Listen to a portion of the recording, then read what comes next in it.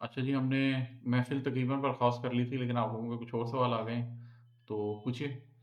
اچھا وہاں صاحب، جیسے آپ نے بھی اپنی ویڈیو میں ہمیں بتایا کہ حشر کے میدان میں بھی لوگ جو ہیں اللہ سے کاؤنٹر کریں گے، بہن مواصلہ کریں گے.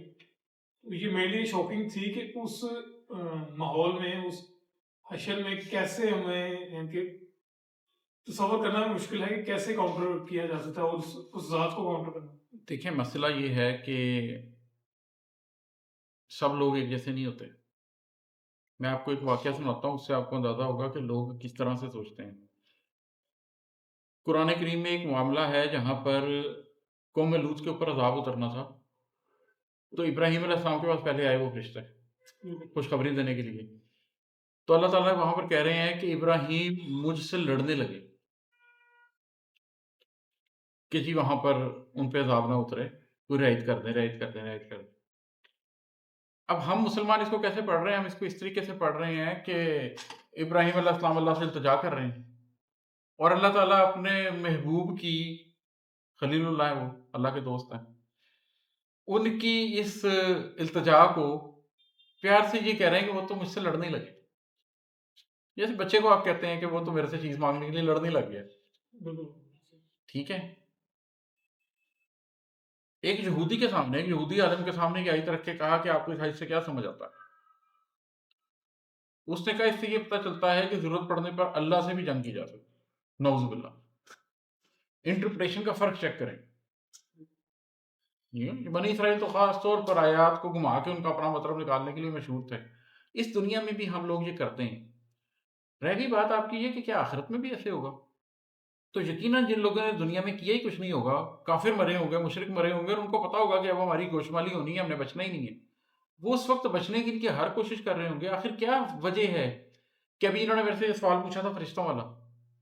اللہ کو بھی پتا ہے، آپ کو بھی پتا ہے کہ گناہ کیا ہے، فرشتوں کی کیا ضرورت ہے گواہی دینے کے لیے؟ یہی کافی نہیں ہے؟ کہا گیا اس نے تمہارے ہاتھ گواہی دیں گے، تمہاری کھالیں گواہی دیں گی۔ اس شخص کا، اگر ایک شخص ندامت میں کھڑا ہوا ہے، کچہری لگی ہوئی ہے نا، عدالت لگی ہوئی ہے، ایک شخص ندامت میں کھڑا ہے اور کہہ رہا ہے اللہ معاف کر دے، تیری بڑائی ہے، سزا دے دے، تو دے سکتا ہے، تو مالک ہے، تو گواہ کی کیا ضرورت ہے؟ عدالت میں جب کوئی جا کے کنفیشن کر لے تو پھر گواہ پیش کیے جاتے ہیں۔ قرآن تو کہہ یہ رہا ہے کہ گواہی لانی پڑے گی، ان کے ہاتھوں کی گواہیاں، ان کی کھالوں کی گواہیاں، انہوں نے مکر جانا ہے، انہوں نے کہنا ہوا ہی نہیں تھا، ایسے تو ہے ہی نہیں بات۔ پھر ان کے ہاتھ گواہی دیں گے کہ ہاں ہم نے شراب اٹھائی تھی، ان کا ہونٹ گواہی دیں گے کہ ہاں جی وہ میرے سے پی تھی۔ تو انسان جب گرنے پہ آتا ہے تو اس کی کوئی حد نہیں ہے، انسان کے گرنے کی کوئی حد نہیں ہے۔ یہ تو دیکھیں قرآن بڑا بات ہے، وہ کہہ تو رہا ہے کہ انسان کو ہم نے بہترین ساخت پر پیدا کیا اور پھر اسفل السافلین میں گرا دیا، پھر اس کو گرا کے مطلب سب گرے ہوں گے، میں سب سے نیچے چلا گیا۔ تو ہاں ایسے ہی ہوگا، اللہ معاف کرے، اللہ ہمیں ان لوگوں میں رکھے جو اول تو روز حشر سختی ہی نہ برداشت کریں، ان کے لیے آسانیاں ہوں، اللہ کی رحمت کا سایہ ہو، اور خدا نہ خواستہ جو مسلمان جو کا کوئی پہنچتا بھی ہے اس جگہ تک، تو وہ ندامت کے ساتھ کھڑا ہو، اللہ کی رحمت انشاءاللہ تعالیٰ اس کے لیے کچھ نہ کچھ کرے گی، وہاں بھی کرے گی۔ لیکن وہاں پر بھی خدا سے جھوٹ بولنا، یہ تو کافروں مشرکوں کی بات ہو رہی ہے، اور یہ کریں گے، ایسا کرنے والے لوگ ہیں، قرآن بات ہے اس بارے میں۔